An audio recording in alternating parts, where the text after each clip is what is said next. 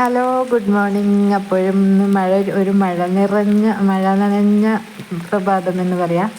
Full മഴയത്ത് ഒക്കെ ആയി എല്ലാ ചെടികളും പൂക്കളും ഇങ്ങനെ ഒരു മഴ ഇങ്ങനെ നനഞ്ഞ് ഇങ്ങനെ വീർത്ത് നിൽക്കുന്നു. പുഷ്പങ്ങൾ ഒരു ഭംഗിയിലാതെ നിൽക്കുന്നുണ്ടല്ലോ ഇന്ന്.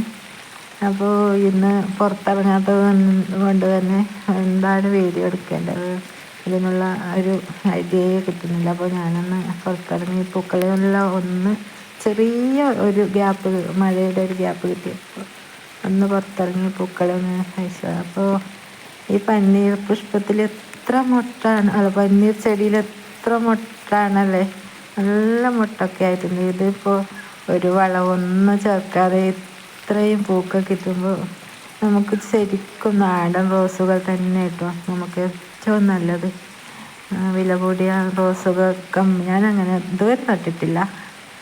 അപ്പോൾ okay, bye bye, thank you.